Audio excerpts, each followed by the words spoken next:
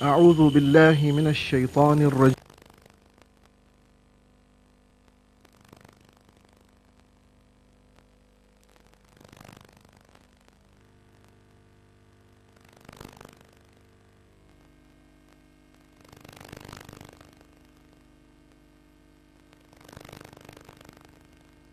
Necessarily will be obstructed by shaitan. We therefore need to seek the protection of Allah, who knows our predicament and who has the power to help us and who is so loving that he is ever ready to help us, and therefore we need to seek earnestly and sincerely his help. Bismillahir Rahmanir Rahim. Having dealt with the potential obstruction on this journey toward perfection, we then seek his help to achieve that perfection because of three reasons. We ask his help because he's Allah, the absolute perfect being, and therefore any goodness, any guidance, any perfection necessarily will originate from him and him alone. And secondly, we seek his help because he's Rahman, his Rahmah, his love, his mercy, his care, his attention reaches out to each and every one of us, to each and every entity in the universe, brings us into existence, provides us with all that we need, maintains us, sustains us, and gradually develops us towards our perfection. And thirdly, we ask for his help and guidance because he is Rahim. His extra love, his abundant mercy, his continuous grace is available to those amongst us who believe in him, who admit to his existence, and who submit to his will. والصلاة والسلام على سيدنا ونبينا محمد وآله الطاهرين.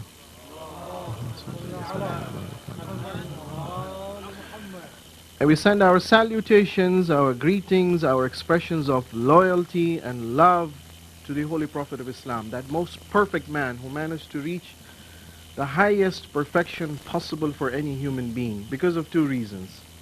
First of all, his understanding and comprehension and realization of who God is, what his attributes are in its infinity, in its perfection, in its unlimited, endless scope, and how continuously with wisdom and authority and majesty he is governing the universe moment by moment, leading it towards its perfection. His understanding of these realities was the highest possible for any human being. And secondly, this conviction then translated into action in such a way that in all aspects of his life, be it personal, mental, emotional, physical, be it public, economic sphere, cultural, educational, military, political, in all dimensions of life, he was the most humble and the most submissive to the will of God. And we send our salutations to his holy progeny, who are almost his equivalents, indeed secondary to him. And especially so on the third holy Imam, who enacted this supreme sacrifice, whereby then the event of Karbala was elevated to that status of being the supreme historical event, which became the source of inspiration for all future movements to establish justice, culminating, of course, in the final global revolution to establish godly values and justice on the earth. Elders in Islam, brethren in Islam, Assalamu alaikum wa rahmatullah. In this series, we've arrived at the last session, and therefore it behooves us to recapitulate and summarize the main message of this series of lectures. One of the best ways to do that is to look at the instructions of the holy Imams about how we should continue behaving and continue engaging ourselves with the reality of Karbala even as the first 10 days of Muharram have passed away. And that is through the process of ziyarah.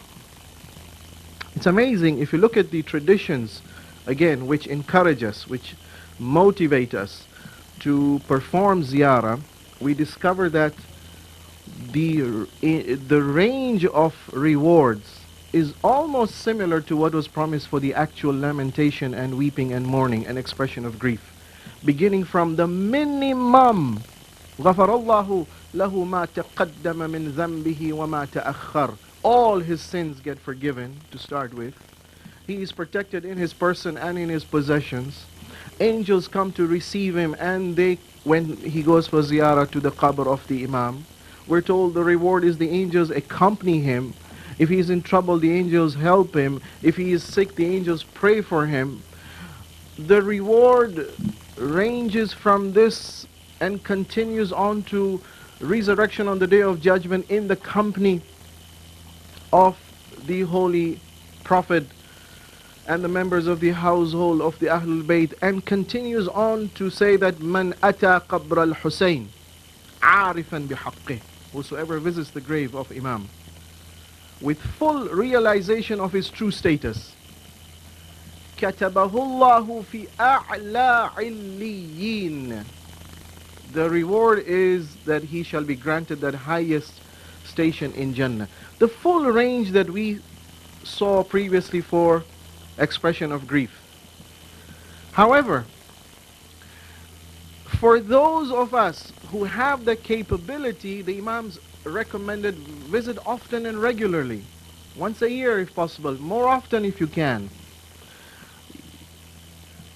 and on all occasions, and specifically so in certain months, like in the month of Rajab it's recommended, in the month of Sha'ban, the mid of Sha'ban, in Ramadan, Laylatul Qadr, it is recommended to make ziyarah. On the night of Eid, in the month of Dhul Hijjah, on the day of Arafah, on the day of Ashura, in Safar on Arba'in. Indeed, throughout the year, the Imams have instructed us to focus our attention toward there. No. There's one riwayah which says you should do it every day. He says, but I am far. He says, what is there to stop you to go to your rooftop? Turn your attention toward Karbala and just speak one sentence, Sallallahu alayka ya Aba Abdullah. My salutations on you, my expressions of love and loyalty for you, O Hussein. Or the tradition which says that amongst all the virtuous deeds that you can perform, indeed the best, أفضل الأعمال. No, the most beloved to God is the ziyarah of Imam Hussein. إن أحب الأعمال إلى الله زيارة الحسين عليه السلام. If we appreciate that God, because there's a question here, why is it the best? Why is it the most beloved? Perhaps if we appreciate the reality that God is the all-perfect one, and therefore whatever he does is also perfection, and therefore if he expresses his love for something, then necessarily that object of his love is something which can bring about perfection in us if we perform it, because it's the all-perfect one loving that particular act. So then the next question would be, if ziyarah occupies such a high status, and if it is something that we are to live with every month of the year, indeed every day of the year, and if it is to enable us to achieve perfection, and to enable us to continue with the themes and the messages and the virtues and the godly values that we learned from the narration of the event of Karbala, then we need to expand and elaborate on the theme of ziyarah. There are numerous ziyarat taught to us by the holy Imams for different occasions. But perhaps one of the most popular ones we have is the one narrated by Jabir ibn Ju'fi from the 6th holy Imam, which is otherwise known as Ziyaratul Warith. Allow me to analyze this ziyarah and develop certain themes from this ziyarah. Themes which should then remain with us even after we move away from Muharram and Karbala. Themes which should then become the goal of our life. Themes which we should aspire to translate into action in our lives. Number one, Assalamu alayka ya waritha, O peace be on you, and our salutations and greetings, because you are the inheritor of the prophets. We need to appreciate what does it mean to be the inheritor. Two, Assalamu alayka, that you are Ibn of Muhammad al-Mustafa and Ali al-Murtadha and Fatima al-Zahra and Khadija al-Kubra. What does it mean to us that this man is being praised as being the son of these holy ones? Three, there's one particular characterization of the Imam which is emphasized in this ziyarah. Assalamu alayka ya Tharallahi wa banatharih. You're the one whose blood is going to be avenged by God. What does that mean to us? Four, I declare now, أشهد أنك قد أقمت الصلاة وآتيت الزكاة وأمرت بالمعروف ونهيت عن المنكر وأطعت الله ورسوله حتى أتاك اليقين. These 6 qualities which made you prominent, what does that mean to me? 5, our attention is then focused towards the enemy. لَعَنَ اللَّهُ مَنْ قَتَلَكَ وَلَعَنَ اللَّهُ مَنْ ظَلَمَ لَعَنَ اللَّهُ أُمَّةً قَتَلَتْكَ وَأُمَّةً ظَلَمَتْكَ وَأُمَّةً رَضِيَتْ بِذَلِكَ سَمِعَتْ بِذَلِكَ فَرَضِيَتْ بِهِ. What does that mean to me as I speak these words? And 6, of course, there is now a revisiting of his spiritual status, that he was a nur right from the beginning till he was born in the time of the Holy Prophet, and about the future Imams who came from his progeny. And finally, the climax. Ushhidullah, I take as my witness the entire universe, the Creator, the angels who run it, and the prophets who came to guide us. All of them should be my witness that I'm going to declare my love and my loyalty. These are some of the main themes which are covered in Ziyaratul Warith. Themes which are directly related to the godly virtues that were displayed and demonstrated in the event of Karbala. Themes which we need to remind ourselves of constantly. Let me elaborate. Assalamu alayka ya waritha Adam safwatillah, and Nuh nabiyillah, and Ibrahim khalilillah, and Musa kalimillah, and Isa ruhillah, and Muhammad habibillah.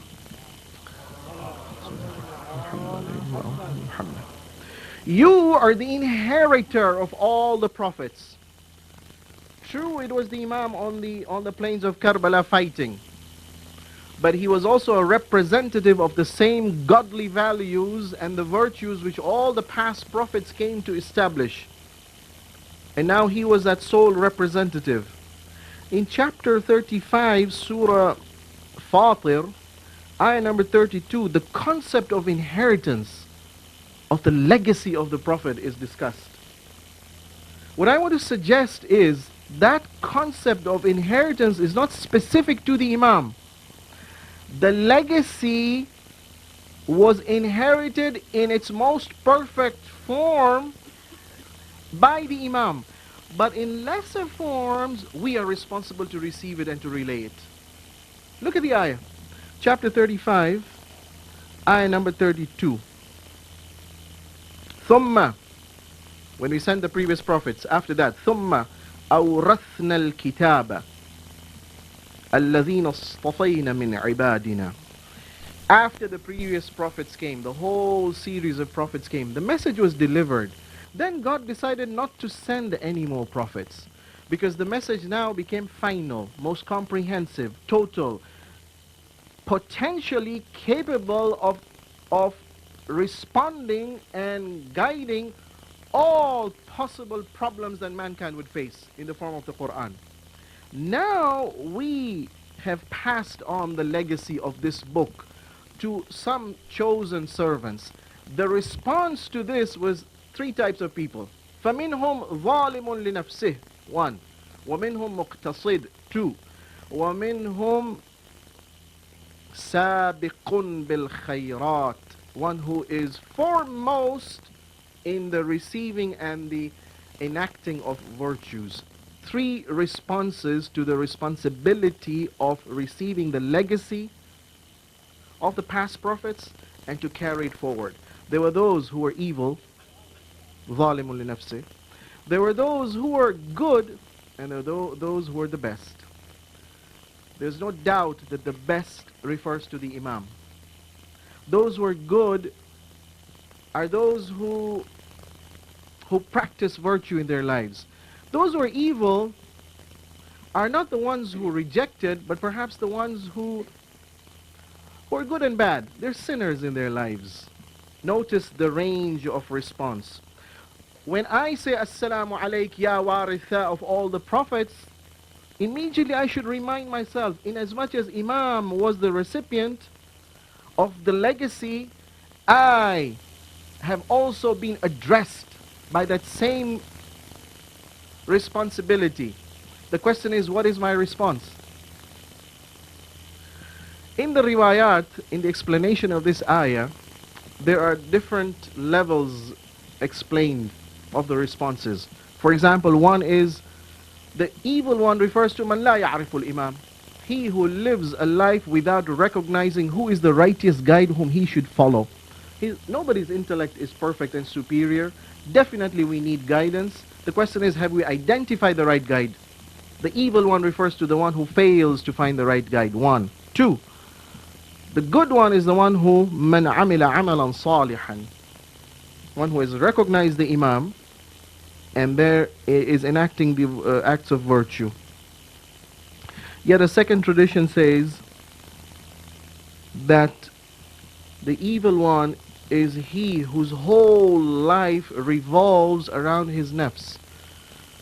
يَحُومُ حَوْلَ نَفْسِهِ. The good one is يَحُومُ حَوْلَ قَلْبِهِ, one who has trained his heart to receive the message of truth, and therefore he's then being inspired to understand what's the truth. And the person who's foremost in response, the Imam, يَحُومُ حَوْلَ رَبِّهِ, he has elevated himself to a status where his whole life now revolves in the constant remembrance of his Lord, and therefore in submission to his Lord. So the message is, as we recite Ziyarat-e-Warith, as we remind ourselves that the Imam was the foremost in receiving the message and in enacting it, we have the question and the responsibility of finding out to what degree do we respond, to what degree we carry out the responsibilities also. Remember, the major prophets who brought new messages were only 5. The Ulul Azm, who got the codified laws in the form of books. The remaining were messengers who conveyed and who propagated the main messages of the major prophets. When messengership came to an end with the last prophet, the responsibility of propagation now was transferred to this ummah. Assalamu alayka ya warith. Question: to what extent have I understood the truth? To what extent am I practicing the truth? To what extent am I a witness to others of what truth is in speech, in thought, in character, in actions? That's the challenge of Ziyarat-e-Warith. Secondly, my salutations and greetings on you because you're the son of the Holy Prophet and the son of Ali and the son of Fatima and the son of Khadija. We should remind ourselves that the relationship of Imam Hussein to these holy ones was not confined to a biological relationship and physical relationship.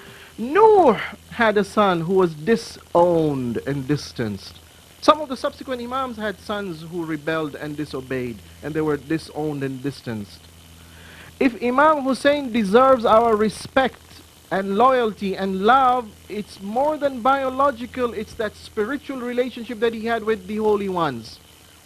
Observe, in chapter 3, Surah Al Imran, ayah number 67, there were some of the previous ummah communities of the previous prophets who said, we are the followers of Abraham. And yet they defied the very teachings of Abraham. Quran challenges them. It says, إِنَّ أَوْلَى النَّاسِ بِإِبْرَاهِيمَ لَلَّذِينَ اتَّبَعُوهُ وَهَذَا النَّبِيُّ وَالْمُؤْمِنُونَ. The foremost in relationship to Abraham are those who follow him. They understand who Abraham is, they understand what his message is, they accept it and they enact it in their lives. Well, the same thing applies to us. If Imam Hussein is superior and supreme, it's because he understood the Prophets and Imam Ali's and Fatima's messages and enacted them. To the same extent, I'm being challenged. You know, we've heard this famous tradition about Salman, which says that Salman minna ahlul bayt. He's from us. Well, look at this tradition. Imam tells one of the narrators, Antum wallahi min ali Muhammad. I swear by God, you are from us, the Ahlul Bayt. I wasn't born as a Sayyid. Wait, what do you mean I'm from you, the Ahlul Bayt? And Imam repeats himself, Naam, wallahi min anfusihim. You are from them. The Rawi says, I looked at him and he looked at me.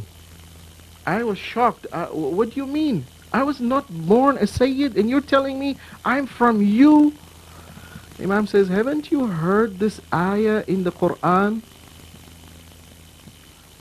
Which says that وَمَنْ تَبِعَنِي فَإِنَّهُ مِنِّي. Chapter 14, Surah Ibrahim, ayah number 36. Abraham declares, whosoever amongst the people therefore receives the message, understands it, and commits himself to follow those messages, he's from me.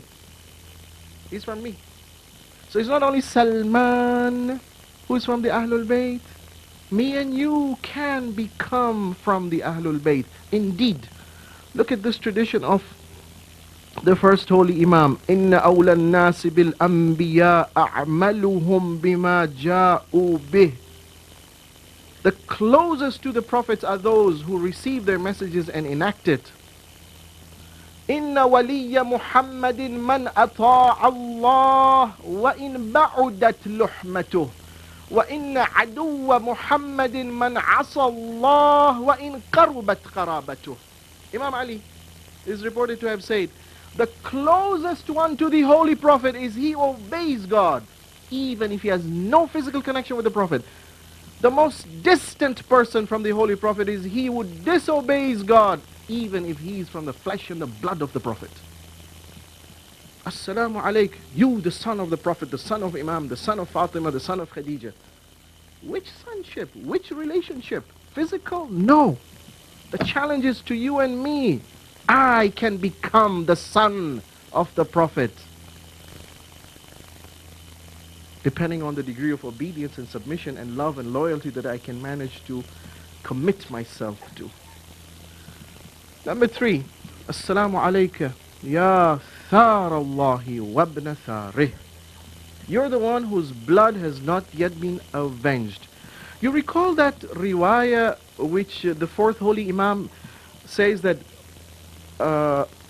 oftentimes in that passage between Makkah till Karbala, we came to different stations, and Imam kept on reminding us of this incident of the head of Yahya bin Zakaria being chopped off so that it could be given as a dowry to the prostitute. And this is one of the scandals of this lowly life of this dunya. Well, that riwayah has an end part. The end part is when the blood will be avenged. The end part of the riwayah says that Imam Hussein told me, Imam Zainul Abidin says, Ya waladi ya Ali, oh my son, oh Ali, Wallahi, I swear by God, La yaskunu dami, my blood is restless. It has not been avenged. My blood is restless. La yaskunu dami hatta yab'ath Allahul Mahdi. Up until such time when God will arouse the Mahdi. فَيَقْتُلُ عَلَى دَمِي مِنَ الْمُنَافِقِينَ وَالْكَفَرَ وَالْفَسَقَ. And he mentions a particular number of people who shall be killed at his hands, of the munafiqeen and of the disbelievers and of the disobedient ones and of the rebels. Assalamu alayka ya thar Allah. What is the message for me that I need to remind myself every day and every week? A message from Karbala. The blood has to be avenged, and the blood will only be avenged with the appearance of the 12th Holy Imam, who will establish justice on the earth. Which means I have a role to play. The plan for justice is already there in the form of the Sharia, in the form of the Quran, and in the form of the Sunnah of the Prophet. The Prophet's successor, who is going to lead that movement to establish the justice, is already there. The plan is there, the Prophet is there, the people are not there. It's you and me. The ziyarah should train me, should remind me. Assalamu alayka ya thar Allah. What role am I ready to play to hasten the reappearance, and after the reappearance to participate in the execution of that plan?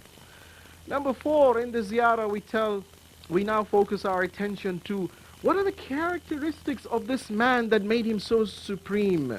Ashhadu annaka qad aqamta as-salah. You establish, you didn't pray only, you establish prayer.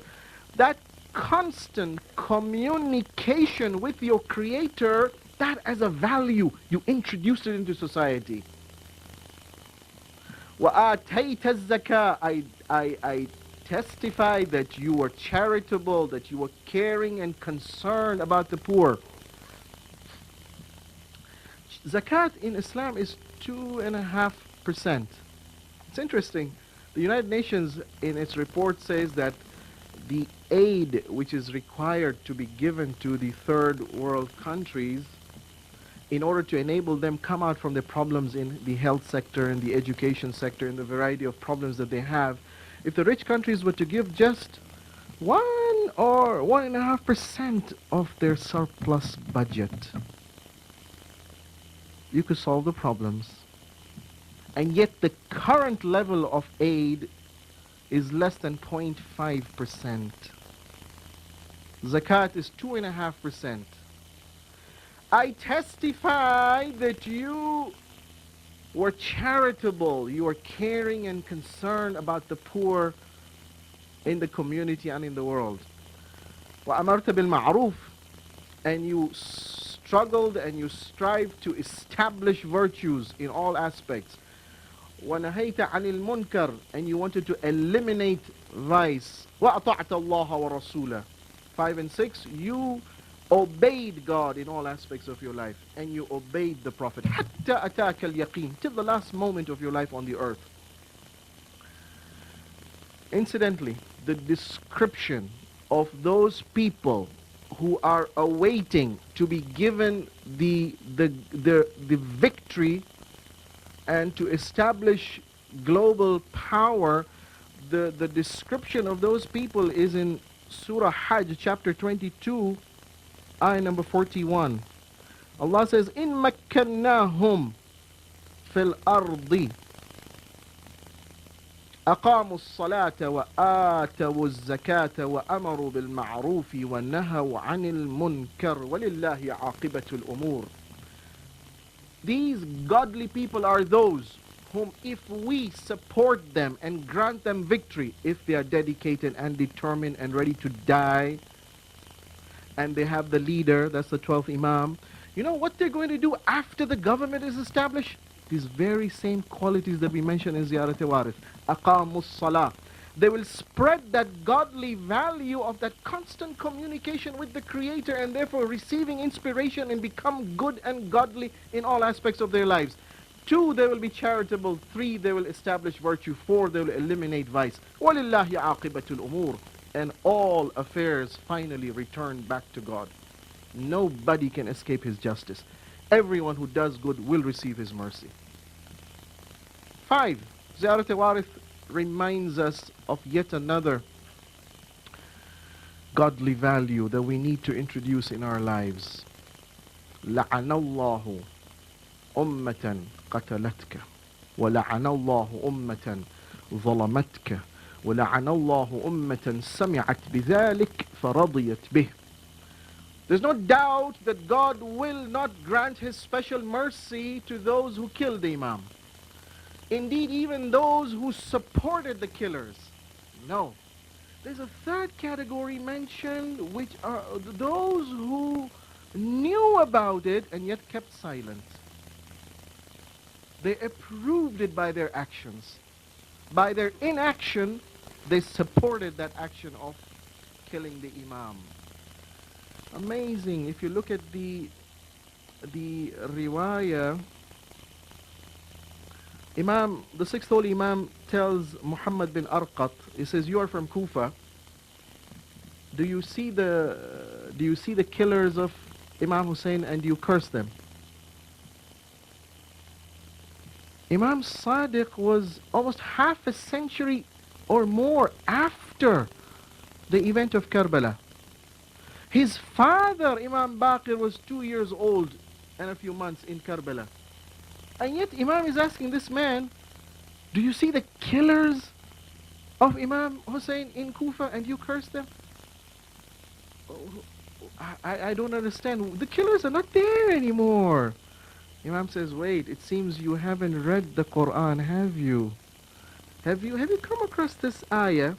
Chapter 3, Surah Al Imran, ayah number 181 onwards to 183. There's an amazing attribution of sin to a community that did not directly participate in the crime, yet God is charging them responsible. Observe. Chapter 3, ayah number 181. لقد سمع الله قول الذين قالوا إن الله فقير ونحن أغنياء. God knows the statement of those people who say, oh, the Lord is poor and we are rich.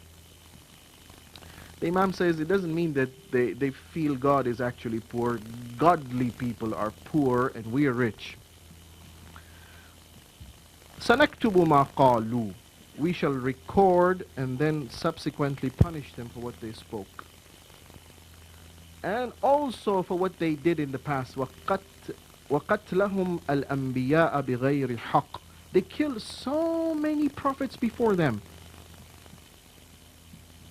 And the ayah then continues to say, الَّذِينَ قَالُوا إن الله عهد إلينا ألا نؤمن لرسول حتى يأتينا بقربان تأكله النار. We've made a covenant with God. We shall not accept any prophet but he who has one miracle. And that miracle is he should make a sacrifice. And God should show that that sacrifice is accepted. How? The sign of acceptance is fire should come from the heavens and burn up that sacrifice. That's a sign that this is a man of God. Well, the Prophet showed so many other miracles. A fire from the heavens to eat up a sacrifice is a miracle. Why are you specifying a miracle? There's so many miracles the Prophet has already shown. If you're really seeking the truth, truth is very clear. You've just got excuses. قُلْ قَدْ جَاءَكُمْ رُسُلٌ مِّن قَبْلِ بِالْبَيِّنَاتِ وَبِالَّذِي قُلْتُمْ. Tell them, so many prophets came before me. They all brought signs and miracles, but you rejected them. Not only did you reject them, فَلِمَ قَتَلْتُمُوهُ إِن كُنْتُمْ صَادِقِينَ. You went and killed them. Well, if you were truly seeking the truth, why did you reject? Why did you kill? Imam asks, the prophets who were killed by this community lived 500 years ago. And the Quran is telling those people who are rejecting this prophet, the holy prophet, that you killed them. You killed those prophets. Question, why? Because even today, 500 years from that time, in their thinking, in their attitude, they approved the action of their forefathers. They lived that lifestyle. And hence they were reprehensible and responsible. لعن الله أمة سمعت بذلك فرضيت به. a people who come to hear and know about an atrocity and a crime and a violation of human rights and of godly values being committed anywhere. And they show no response. And in their non-response, they imply approval. They are included with this la'na. It's amazing. The Quran, the hadith says sometimes we read the Quran and the Quran says, la'na on the zalim. And yet we ourselves, the reciter sometimes could be the zalim himself. كم من قارئ للقرآن والقرآن يلعنه. But the same applies to the ziyarah. كم من قارئ للزيارة والزيارة تلعنه. Sometimes you can pray in the ziyarah and you pray against yourself. Oh Lord, deny your mercy to such people who hear of the injustice and remain inactive. Action against injustice, of course, has stages. The minimum requirement is the intense dislike for what's happening in the heart. If you can speak out and protest, very good. If you can act, all the better. But the minimum is there should be a sense of disgust, of dislike at what's happening, injustice. Number 6, the Ziyarah Warith then reminds us about the spiritual status of the holy ones. أشهد أنك كنت نورا في الأصلاب الشامخة والأرحام المطهرة لم تنجسك الجاهلية بأنجاسها ولم تلبسك من مدلهمات ثيابها. You were pure, and the impurities of the time in the past did not affect you till you were born. We should not enter into their status of being a nur and how they were then protected. Suffice it to say that God, being the all-perfect one, necessarily when he manifests his perfection, the first entity to come into creation will be the most perfect one, and therefore the nur. And that nur, as a manifestation of his mercy and love, will then become the guide. And because it has the potential for total submission, God protects it till it arrives at the time when it's supposed to enter the physical realm and carry out its guidance in the physical world. وأشهد أن الأئمة من ولدك كلمة التقوى وأعلام الهدى والعروة الوثقى والحجة على أهل الدنيا. And I also testify that in your progeny you were so pure that you became the head of the progeny of 8 are the Imams, who were the signposts of guidance, who were that firm handle that would bond us to God, who were the proofs of God on the earth, proofs in their ideology and beliefs, proofs in their speech and words, proof in their actions and character. Whatever they said and whatever they felt and whatever they acted became proofs for us. If we did not conform to it, that will become a proof against us on the day of judgment. The climax now of the ziyarah is the next statement, where we are taught to say, Ushhidullah, Ushhidullah, wa malaikatah, wa anbiya'ah, wa rusulah. I take as my witness the entire universe, the creator of the universe, the angels who run the universe, and the holy prophets in barzakh, who are alive, who are conscious, who are aware of what's happening. I take them as the witnesses. That what? Anni bikum mu'min. I believe who you are. I believe your holiness. I believe your highness. I believe your superiority in perfection. And because I'm naturally created to like beauty and love beauty and to appreciate perfection and to love it, I'm expressing my belief in you. Anni bikum mu'min. Not only that, wa bi iyyabikum muqin. I know in God's justice, which will fully manifest itself on the day of judgment at a lower level. There are 3 levels of the expression of God's justice. One is the appearance of the 12th Imam. The second is the return of the previous Imams in the form of Raj'ah. And the third level of the expression of God's justice is the one in Qiyamah. Oh, I believe you are going to come back. The riwayah says that the first Imam who shall be brought back to life on earth, even before Qiyamah, is Imam Hussein ibn Ali alayhi salam.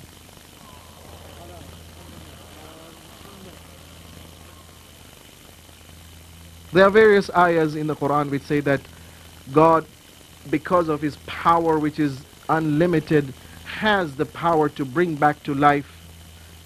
He has already done that in the past with various other communities. 100 people were put to death, 300 people were put to death, 1,000 people were put to death, a single person was put to death. A variety of occasions, people have been put to death for various periods of time, and they've been brought back to life. This is not transmigration of souls, it's the same body coming back to life. It's the same soul, not entering any other body. It's the same soul coming back, maybe to different particles that come back together as a different body. But the soul is the same, different from transmigration. As an expression of God's power, of God's justice. And therefore only those will be brought back to life who are advanced in their faith. And those will be brought back to life who are low in their wickedness. So I declare my belief. And furthermore, I say that قلبي لقلبكم سلم وأمري لأمركم متبع. I declare my total submission to you. I accept you as the godly guides for my life, and therefore I need to acquire the godly virtues, and therefore in all aspects of my life, before I act, I will inquire, what was the guidance of the Imams?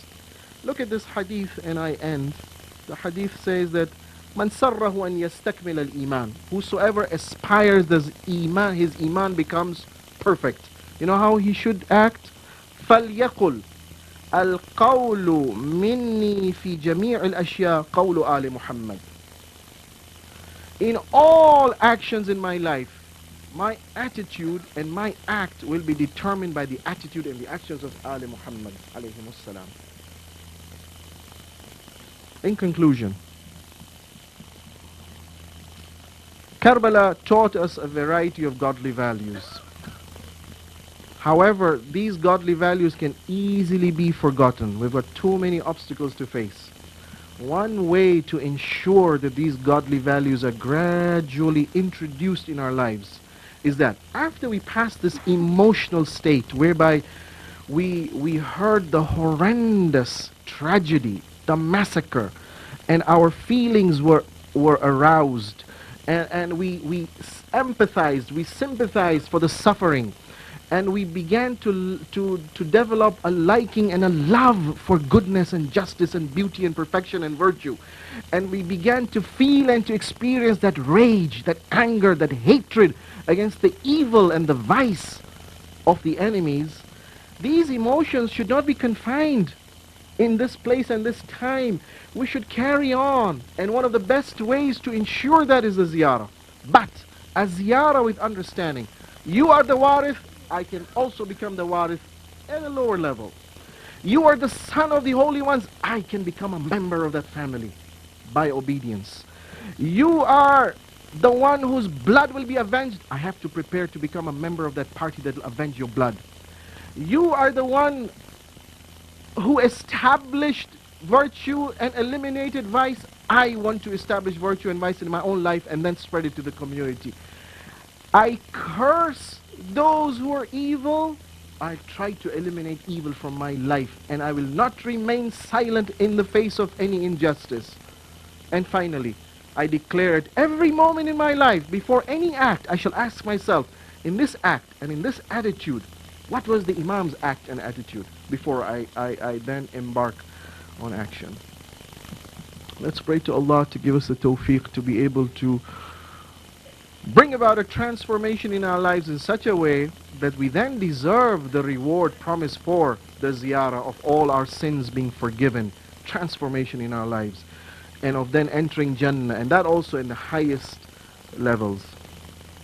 The 12th day of Muharram was the day when the 11th day of Muharram was the day when the caravan from Karbala began its journey towards Kufa. We're told that when the instructions were given, there were about 20 women in the camp, and there was only a few men remaining, mainly young boys, but one adult, the 23-year-old Imam Zainul Abidin. And Imam Baqir was only 2 years and a few months old at that time.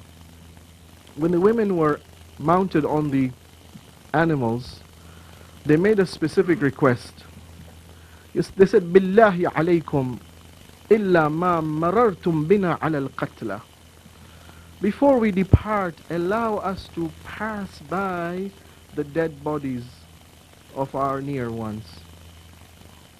When they went to the battleground and when they saw the dead bodies with all their limbs severed and the head and the bodies decapitated, the scenario obviously overwhelmed them, and they started crying out aloud, and they started beating their faces, and Zainab salamullah alayha, she cried out, Ya Muhammadah, oh wail, oh grief to the Holy Prophet, هذا حسين بالعراء.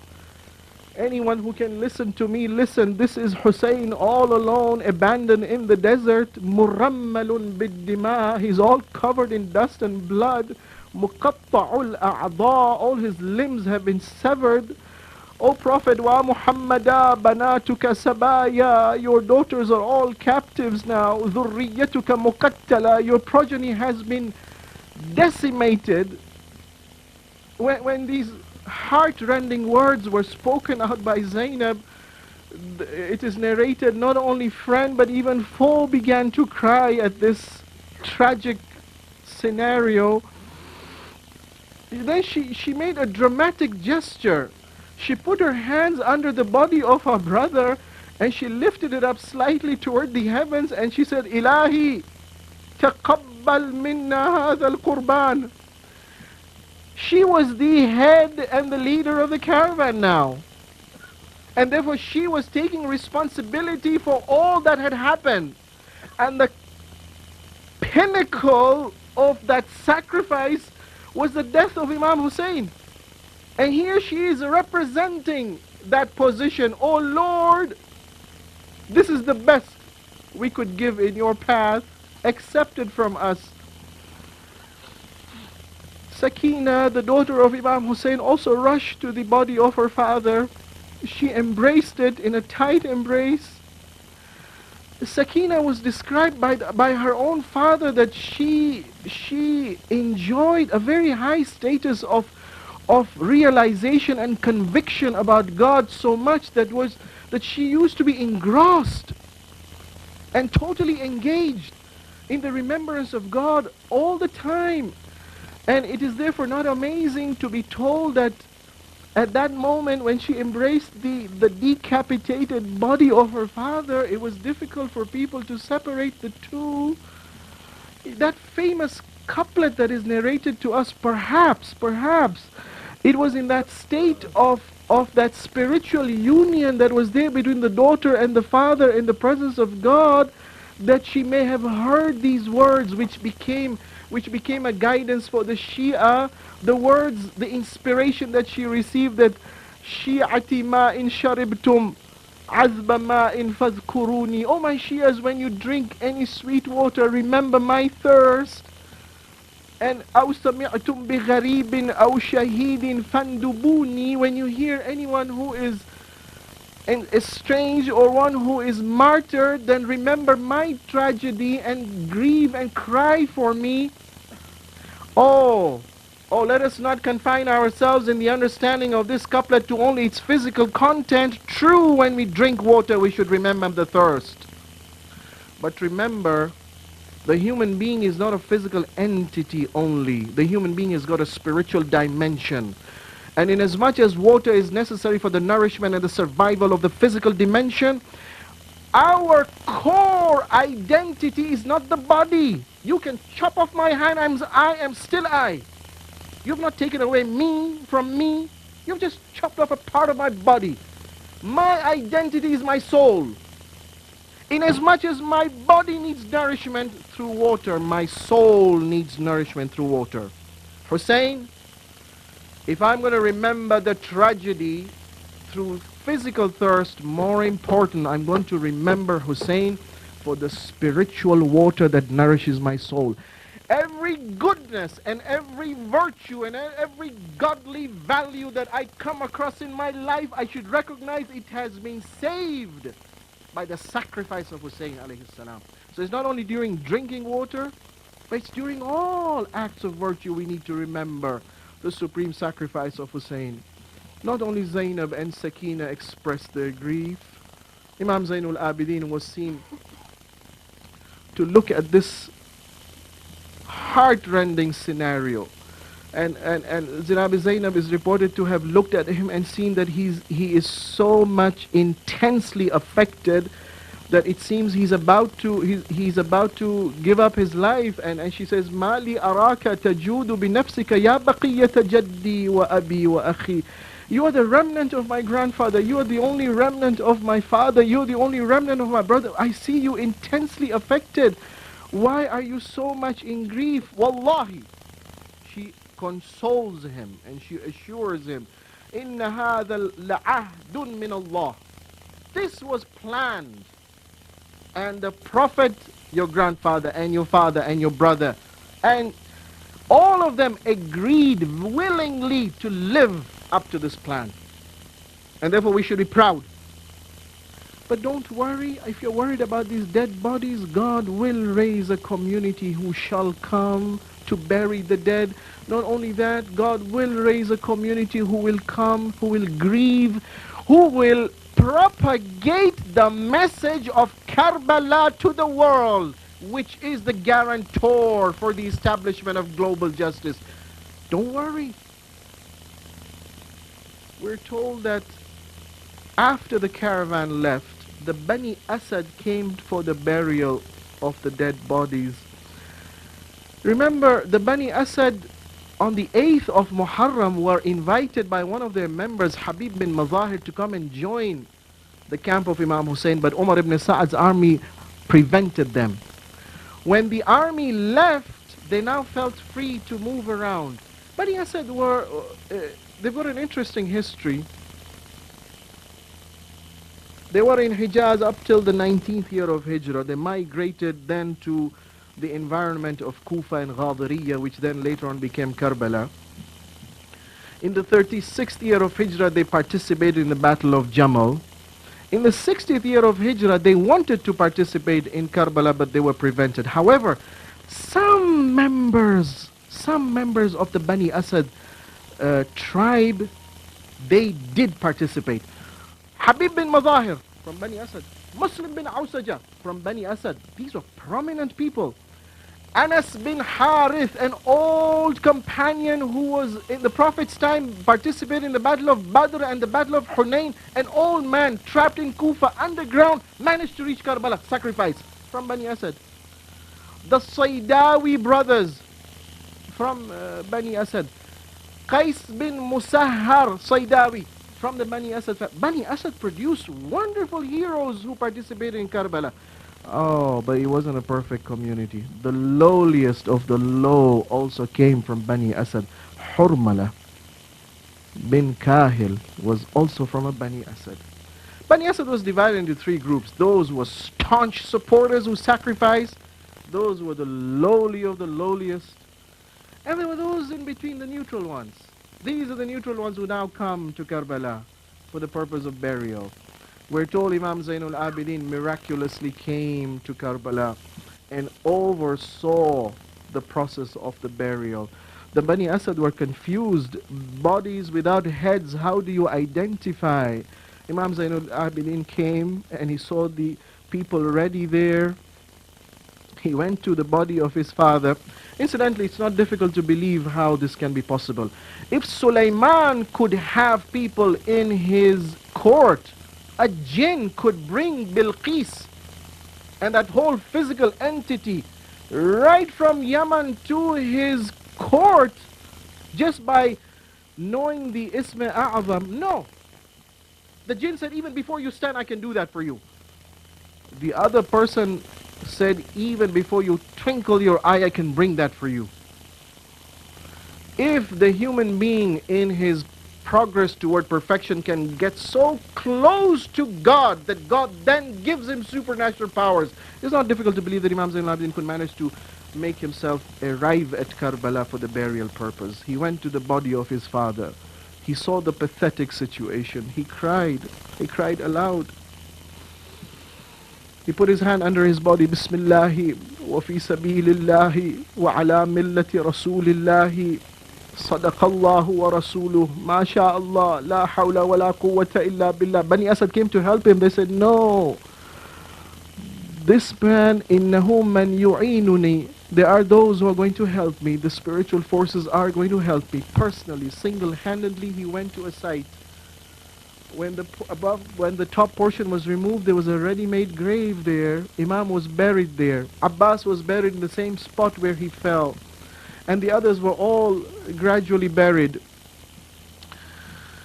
Karbala should remind us always, always, that virtue is something that if we don't practice, then vice will never allow any goodness to spread on the earth. The biggest responsibility we have is always to remind ourselves of what is good, to accept it, to enact it, and to spread it. Otherwise, forces of evil have no limit to the depths of destruction they can take us. Assalamu alayk ya Aba Abdullah. وعلى الأرواح التي حلت بفنائك وأناخت برحلك عليكم منا جميعا سلام الله أبدا ما بقينا وبقي الليل والنهار والسلام عليكم ورحمة الله.